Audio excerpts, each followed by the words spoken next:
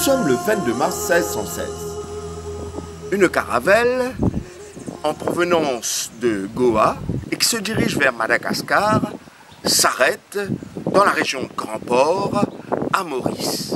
Les 4 prêtres jésuites à bord s'empressent de baptiser le port Saint-Benoît, ne sachant pas que l'île Maurice est hollandaise et que le port a déjà un nom, Warwick-Even. Le même jour, le 22 mars, ils célèbrent une messe en dessous d'un grand arbre dans la région. Ce sera la première messe célébrée à Maurice.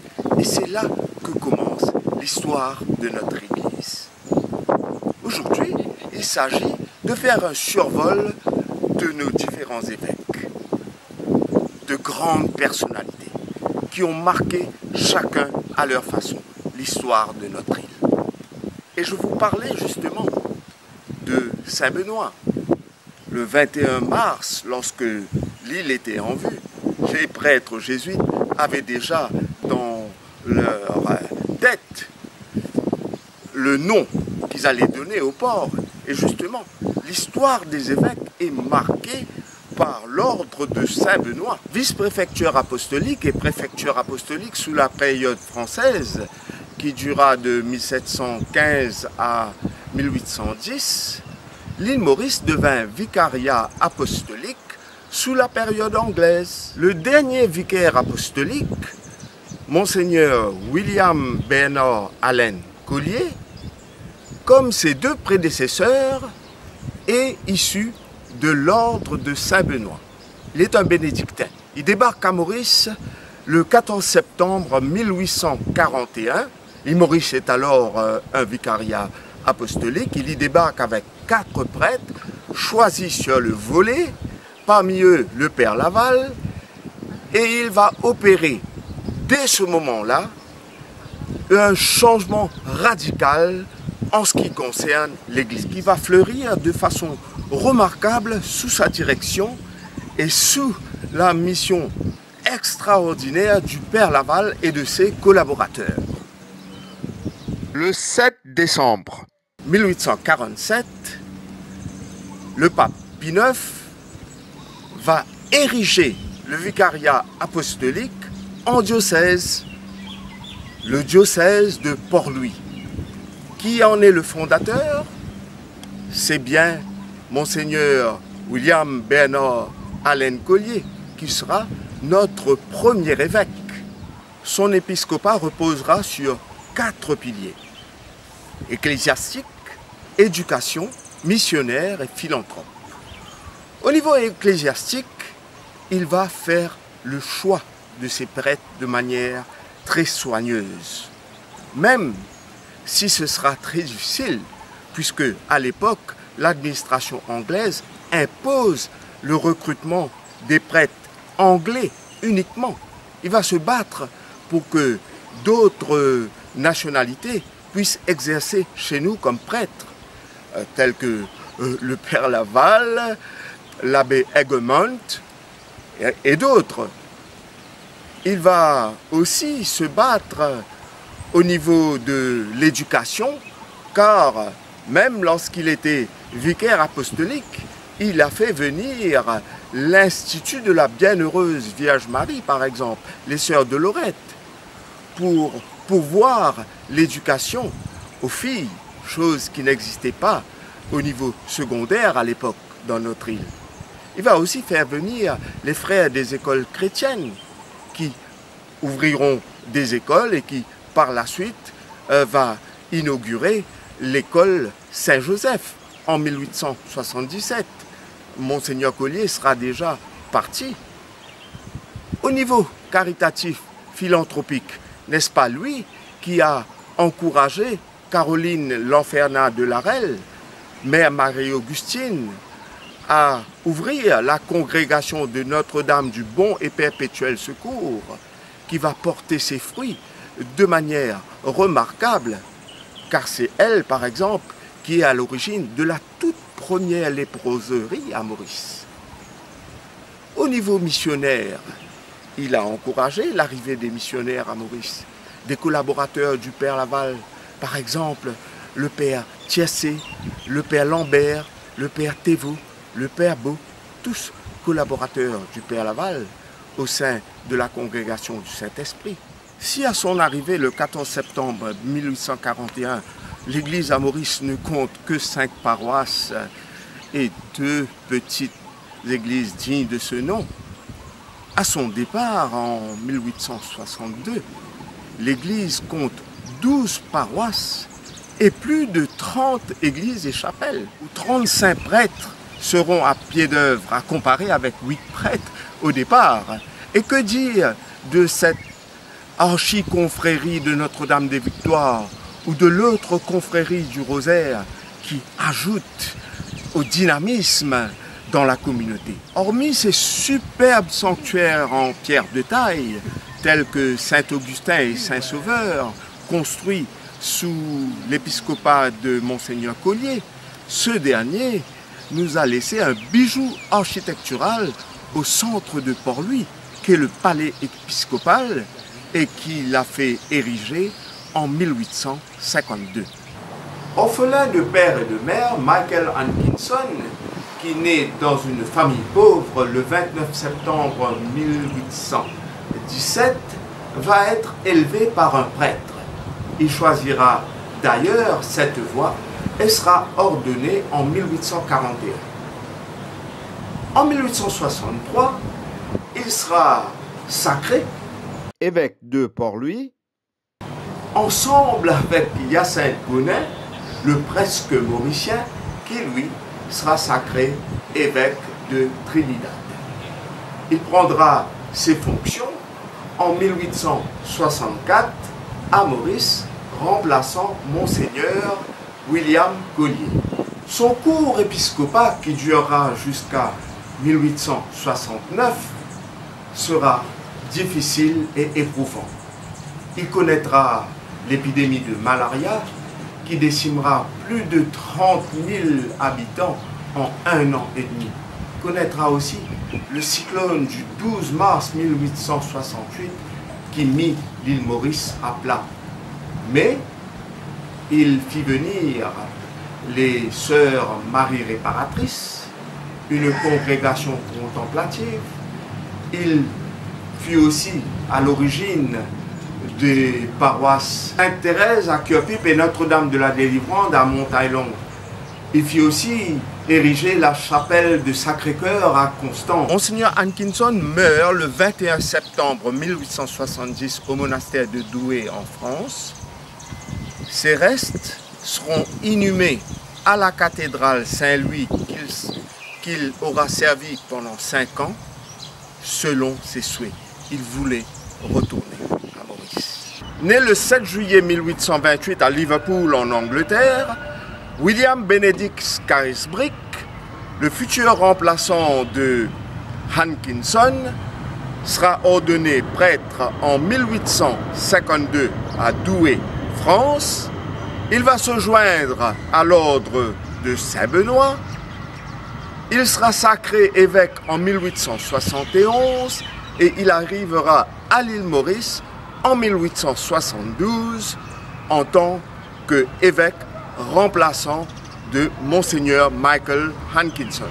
De caractère pieux et généreux, William Scarisbrick a toutefois une disposition très compliquée.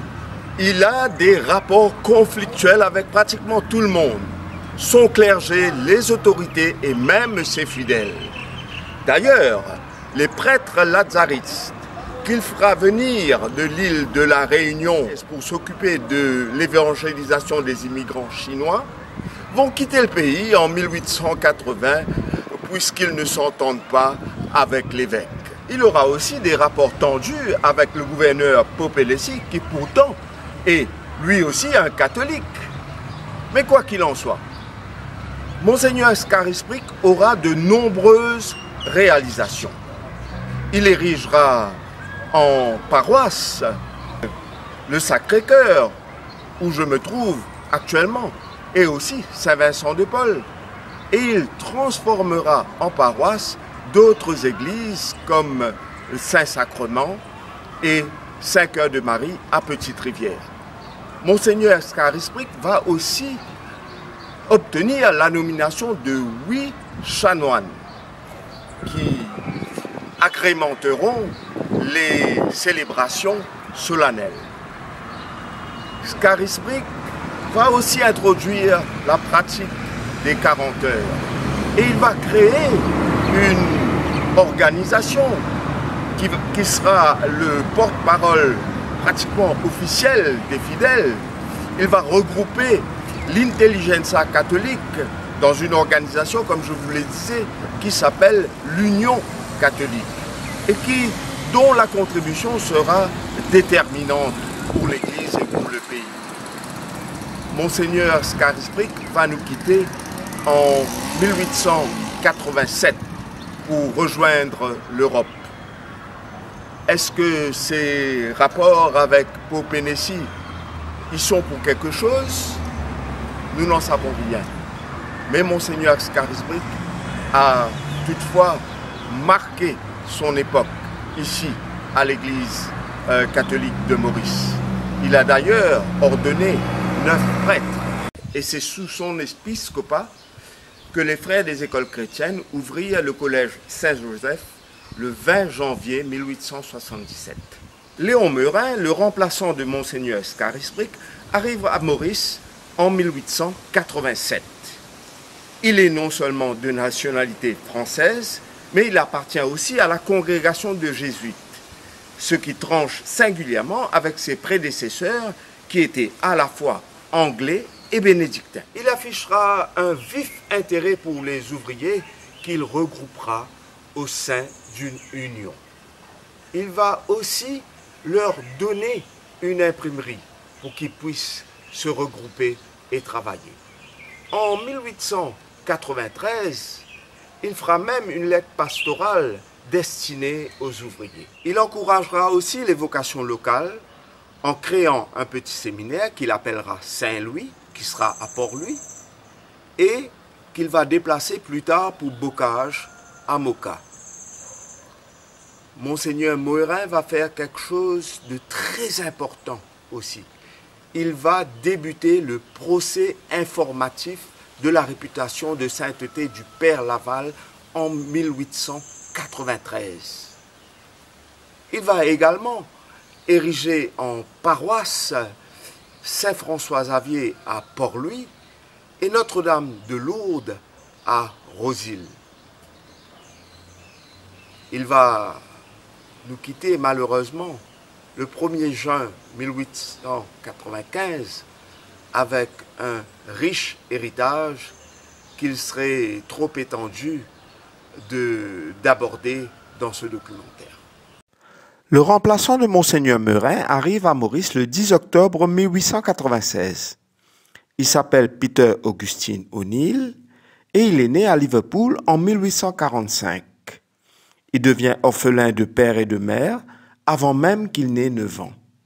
Cela ne l'empêche pas de fréquenter le collège bénédictin à Douai en France, d'y être encadré par un certain William Scarisbrick et Michael Atkinson, pour ensuite être ordonné prêtre par William Collier. Vous l'aurez compris, Peter O'Neill est de l'ordre de Saint-Benoît, et la belle coïncidence ici, c'est qu'il ne se contente pas de renouer avec la tradition de ses prédécesseurs, mais que son parcours jusqu'à l'épiscopat est intimement lié à eux. Peter O'Neill va faire face à une église endettée à son arrivée, car malgré la tournée de Monseigneur Meurin en Europe pour récolter les fonds afin de reconstruire de nombreux sanctuaires et institutions scolaires complètement détruits après le passage du cyclone de 1892, ce dernier s'est aussi vu contraint à faire des emprunts. Mais O'Neill tient le coup, il relève le défi. Empreint de générosité, il ne dépense presque rien sur sa propre personne, mais préfère donner à ceux qui n'ont rien. Ne choisit-il pas de circuler en train ou en carriole au lieu d'utiliser les 2 chevaux mis à sa disposition et qu'il va vendre l'un après l'autre pour aider les autres? O'Neill ordonne aussi 2 prêtres mauriciens durant son épiscopat. Ils s'appellent Xavier Lavoie-Pierre et Xavier Lagesse. Il va créer les paroisses Mont-Carmel à Chemin-Grenier, Saint-Paul à Phoenix et Saint-Léon à Quartier Militaire. Nous lui devons aussi la construction des chapelles Saint-François à Baie-du-Cap et Saint-Esprit à Rodrigue. Se sentant mal en 1909, il part en Europe. Là-bas, il annonce qu'il se retire comme évêque. Le pays lui manquant terriblement, malgré la maladie, il y revient en août 1911, se proposant même de remplacer le vicaire à Sainte-Thérèse, alors que pas longtemps, il était à la tête du clergé. Sa santé aura raison de son humilité et de sa bonne volonté. Le 6 novembre 1911, il retournera vers le Père à jamais. Il repose pour l'éternité dans le tombeau des évêques à la cathédrale. Peter O'Neill avait tout compris de la vie. Servir plutôt que dominer. Une devise respectée pour ce fin évêque musicien et bénédictin qui a contribué au destin de tant de Mauriciens. Lorsque Peter O'Neill se retient comme évêque en 1909, c'est James Romanus Bilsborough qui administre le diocèse pendant une année. Né en Angleterre, Bilsborough est bénédictin. C'est lui qui accompagne Peter O'Neill à Maurice lors de son installation comme évêque en 1896. Il est l'ami et le secrétaire de ce dernier. Ils partagent une passion pour le travail bien fait et la musique. Il sera entre autres vicaire à Saint-Pierre et vicaire général avant d'être appelé à prendre le siège épiscopal en 1910. Il est sacré en Angleterre en 1911 et assure la direction du diocèse de Port-Louis jusqu'en 1916, année à laquelle le pape Benoît XV le sollicite pour prendre la direction du diocèse de Cardiff. Obéissance oblige, il s'y rend, mais à sa retraite, en 1925, il choisit de retourner à l'île Maurice. Il y meurt le 19 juin 1931 et ses restes reposent dans le tombeau des évêques à la cathédrale de Port-Louis, où vous pourrez admirer de magnifiques 14 stations qui lui ont été offertes par ses paroissiens pour ses 25 ans de sacerdoce. C'est dire combien ils aimaient Bilsborough. Durant son court épiscopat, il aura connu un climat politique tendu entre les oligarques et les réformistes, aussi bien que le début de la Première Guerre mondiale qui a fait 48 victimes dont les noms sont inscrits sur le monument aux morts devant le collège royal de Gurpip. Bilsborough a eu le privilège d'inaugurer la paroisse de Saint-Michel à Grand-Gaube et aussi de négocier le terrain sur lequel a été construit Notre-Dame du Bon Conseil à Moka. C'est là qu'un certain Maurice Piat recevra quelques années après le baptême. Le 17 janvier 1917 arrive à Maurice Monseigneur John Tourhill Murphy. Il a été nommé évêque en 1916 et son arrivée à Maurice est une surprise puisque l'on ne s'attendait pas à ce que l'évêque qui remplace Dom Romanus Bilsborough soit de la congrégation du Saint-Esprit, qu'il soit spiritain, puisque de tradition, les évêques précédents étaient tous de l'ordre de Saint-Benoît. Donc il arrive à Maurice en janvier 1917, âgé de 65 ans, un érudit hors pair, et son épiscopat aura une influence incommensurable non seulement sur l'Église, mais aussi sur le pays tout entier. C'est avec Monseigneur Murphy que commence le procès de la béatification du Père Laval. Bien sûr, sous Monseigneur Morin et suivi par Monseigneur Peter O'Neill, il y a eu des enquêtes informatives diocésaines sur les Pères Laval. Mais là, les choses beaucoup plus sérieuses commencent. Et ce procès de béatification sera déterminant pour la suite. Comme vous le savez, le Père Laval a été béatifié dans les années 70. Plus précisément, le 29 avril 1979, par le pape Jean-Paul II. Monseigneur John Baptiste Murphy était d'un caractère affable, mais bien trempé. D'ailleurs, sa devise « Fidelis et Fortis » parle de manière éloquente de sa disposition d'esprit. Il s'est attaqué à un projet monumental, celui de construire ici un séminaire qui s'appelle le séminaire Père Laval, qui par la suite est devenu le collège Père Laval. Ce collège ne fit pas long feu, mais il ressuscita pour donner ce qu'on appelle aujourd'hui le collège du Saint-Esprit, et ce depuis 1938. Et tous ces projets, il les a concrétisés dans un contexte très difficile. Le contexte de la Première Guerre mondiale, mais aussi de la grippe espagnole.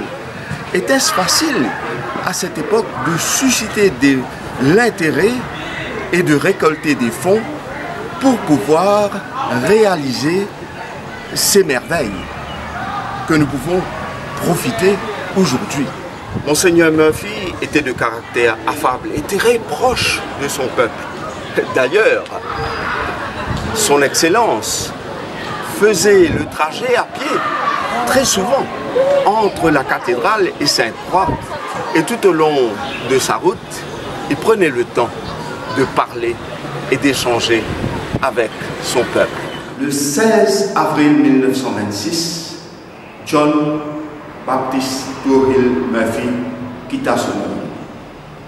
Il repose ici, dans la chapelle du séminaire qu'il a réalisé, qui aujourd'hui est la chapelle du collège du Saint-Esprit, chapelle Saint-Jean-Baptiste, le précurseur, comme il est lui-même précurseur de ce grand collège, il repose ici pour l'éternité dans cette chapelle.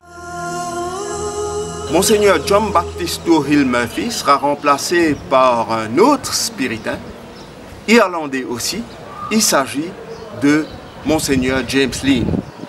Il est arrivé le 13 décembre 1925 pour prendre la charge de ce qui était alors le collège Père Laval. Il prendra ses fonctions en tant qu'évêque en 1926, une responsabilité qu'il va chapeauter de manière magnifique dans des conditions éprouvantes jusqu'en 1949.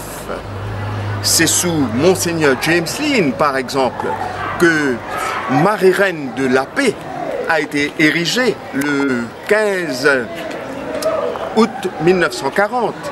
C'est aussi lui qui est à l'origine de la construction du Montmartre mauricien, un centre d'adoration perpétuelle. C'est encore lui qui est à l'origine de la restauration de la cathédrale Saint-Louis, telle que nous la connaissons aujourd'hui. Et il était d'une grande générosité. C'est par exemple lui qui a offert la statue du Christ roi à la cathédrale, représentation que vous pouvez admirer sur le fronton de l'édifice jusqu'aujourd'hui. C'est encore lui qui est derrière la réalisation de ses fonds personnels, hein, de la crèche 5 Heures de Marie à 4 bords. Il a encouragé les mouvements d'église, par exemple la Légion de Marie. Monseigneur James Lean était aussi un grand bâtisseur. Hein. C'est lui qui a construit, par exemple, sous son règne, les chapelles Sainte-Brigitte à Pierrefonds, Mater de Lorosa, Sainte-Anne à Chamarel. Monseigneur James Lean s'éteignit en 1949 à Sainte-Hélène. Un triste événement, car il a été un grand évêque, un évêque rempli de munificence, rempli de sainteté.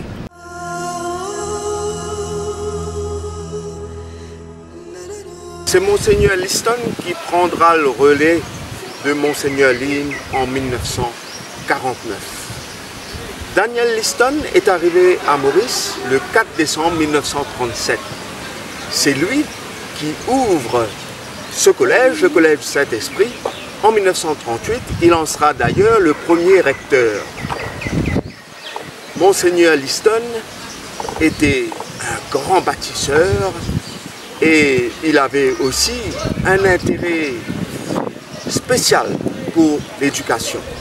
D'ailleurs, il a construit 4 collèges confessionnels pendant son règne qui a duré jusqu'en 1968.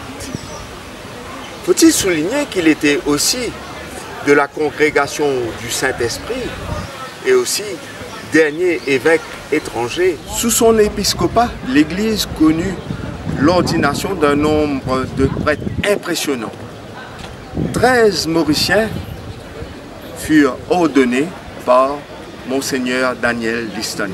Il a aussi connu les affres des météorites ravageuses que furent les cyclones Carole et Alix et qui ont mis l'île Maurice à plat complètement. Monseigneur Liston s'est battu corps et âme pour la reconstruction des églises, des écoles. Et pour ce faire, il eut même à aller quêter à l'étranger. Monseigneur Liston quitta le pays en 1968. Et nous pouvons dire qu'il a vraiment vécu sa devise « Fides Cursus Stella ». Il a été en effet une brillante étoile de la foi sur nos terres mauriciennes. Né le 3 février 1916 à Quatre-Bornes, île Maurice, Jean Margéot fréquente le collège Père-Laval et le collège Royal. À l'issue de ses études secondaires, il décide de se faire prêtre.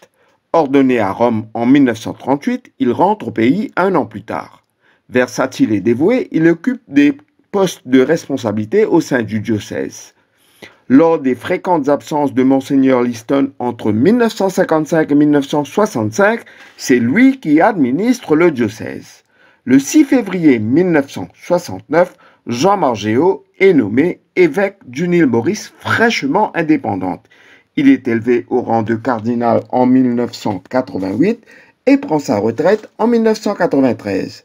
Le premier évêque et cardinal mauricien meurt le 17 juillet 2009. Il est inhumé dans le tombeau des évêques à la cathédrale de Port-Louis. Écoutons Yvan Martial, journaliste, qui nous parle de lui. Jean Margéot, en tant qu'évêque de Port-Louis, s'est contenté de répondre d'une manière chrétienne, évangélique, à tous les problèmes qui se posaient à la population mauricienne et peut-être plus particulièrement aux diocésains, mais toujours dans une espèce de réflexion à partir de l'Évangile. Et sans doute il a dû se poser à ma place qu'est-ce que le Christ aurait fait dans le dialogue avec ses collaborateurs, les prêtres, les responsables des mouvements, mais aussi par une ouverture d'esprit qui lui permettait de recevoir n'importe qui, y compris les non-chrétiens, y compris les politiciens qui parfois attaquaient peut-être l'Église en tant que telle. Et ce qui fait qu'il a toujours été celui qui a posé le geste prophétique lorsqu'il fallait. Un exemple, c'est après l'indépendance, quand les choses sont faites, même si le pays est divisé en partisans et opposants de l'opposition, même si une grande partie une partie appréciable de ses fidèles ont émigré en Australie ou ailleurs, eh bien, il décide de chanter un Te Deum à la cathédrale Saint-Louis pour remercier le ciel de cette acquisition de l'indépendance politique et qui correspondait un peu avec la vision de l'Église à cette époque, qui se voulait accueillante de toutes les anciennes colonies européennes qui accédaient à l'indépendance, plus particulièrement en Afrique. Donc il s'est mis un peu à ce diapason de l'époque. Ça a peut-être surpris certains Mauriciens, peut-être même certains membres de son clergé, mais il a fait confiance que cette idée de vivre dans un pays responsable sur le plan politique allait amener un bien supérieur que lorsque nous étions colonie, et les faits lui ont donné raison.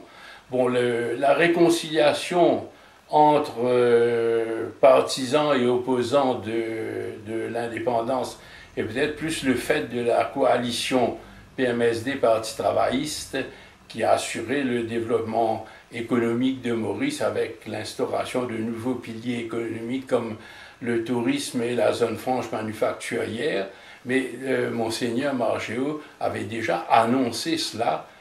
Mais par contre, ça n'a pas empêché quand cette même coalition a pris des mesures un peu liberticides de protester contre la censure de la presse, protester contre l'état d'urgence prolongé qui a été imposé à la population mauricienne. Nous l'oublions parfois, mais de 72 à 76, nous avons vécu sous un régime de censure de la presse. Ça veut dire que chaque journal, avant de paraître, devait recevoir l'aval des autorités policières, avec beaucoup de contraintes pour les gens de la profession. L'état d'urgence a duré jusqu'à le 12 mars 1978, interdiction de faire des meetings, etc. Et bon, ça ne veut pas dire qu'aujourd'hui la liberté soit mieux respectée, mais enfin, Monseigneur Margéot a toujours protesté contre cela. Il y a aussi sa décision de permettre au collège diocésain de participer à ce mouvement de gratuité de l'école secondaire. Enfin, c'est pas gratuité, puisque c'est les contribuables qui financent cette éducation secondaire dite gratuite. Mais cela, il a pris un grand risque en ce sens que la direction de chaque collège perdait un peu de son autonomie en étant soumis à l'autorité administrative de la PSEA. Et donc, on peut dire qu'il y a eu un certain affadissement donc, de cet enseignement catholique. Mais en fait, ça a été aussi une plus grande ouverture des collèges diocésains à une population estudiantine non chrétienne. Et aujourd'hui encore, on peut dire que les élèves de ces institutions scolaires chrétiennes ont bénéficié donc d'une formation mauricienne surtout, mais également dans une chose évangélique, pour ne pas dire chrétienne. Et donc, finalement, c'est quand même un bien pour le pays. Et voilà, Monseigneur Margéot a été un évêque apprécié par tous les Mauriciens de toutes les traditions religieuses, de toutes les cultures religieuses. Je ne lui connais pas d'ennemi. Son nom sera toujours vénéré en Maurice par tous les Mauriciens et il va rester comme l'exemple d'un Mauricien qui a consacré sa vie au développement, surtout spirituel, de son pays, de sa population.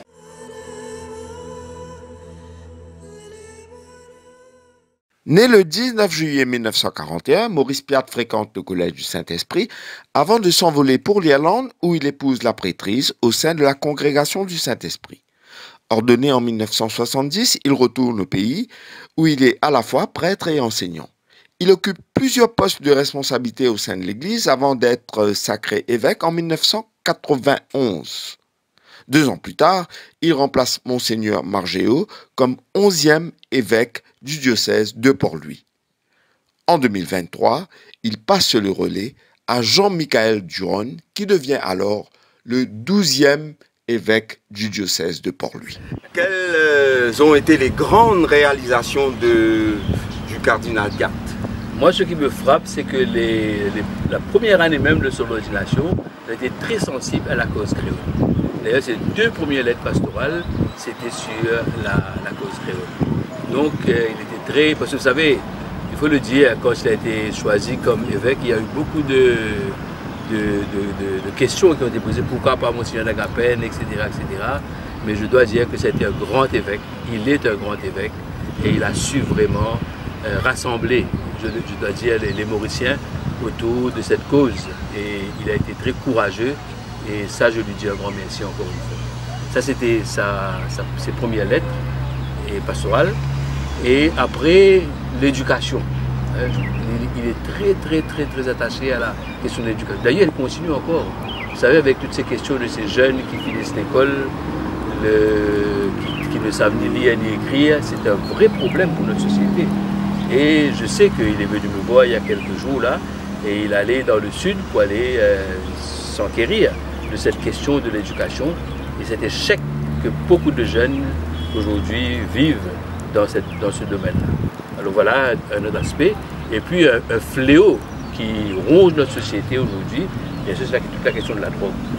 Quand je lui ai parlé, j'étais à Cassis à l'époque, quand je lui ai parlé de la question de la drogue avec Andrés Wengen, et on a commencé tout un travail, il n'a pas hésité un moment à mettre à notre disposition ce qui est devenu la Casa aujourd'hui, qui n'est pas très loin d'ici, et où on accueille les personnes dans les usagers de la drogue, les personnes qui sont sans abri, et on les accueille dans cette maison-là.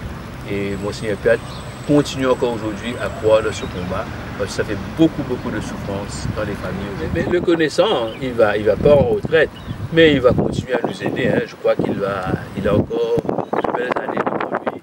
Moi, je lui souhaite une bonne retraite, mais je sais qu'il va continuer à nous soutenir, il ne va pas nous laisser tomber. Il sera comme un guide encore pour nous, et son expérience de 32 ans va nous être très utile. Alors je sais que je peux compter sur lui, que nous pouvons compter sur lui pour continuer à faire face à tous ces défis qui se présentent devant nous. Merci Monseigneur Piat pour ce que vous êtes. Est-ce une coïncidence que la nouvelle église de Sainte-Croix soit le premier sanctuaire à avoir été inauguré par le premier évêque mauricien Jean Margéo? Je ne le pense pas. Car c'est là que se trouve le tombeau du Père Laval, collaborateur du fondateur de notre diocèse, notre premier prélat, Monseigneur Collier. Bienvenue sur les pas des prélats, Monseigneur Jean-Michel Duron. Je ne peux que vous souhaiter un tout aussi riche parcours épiscopal dans la paix et l'harmonie.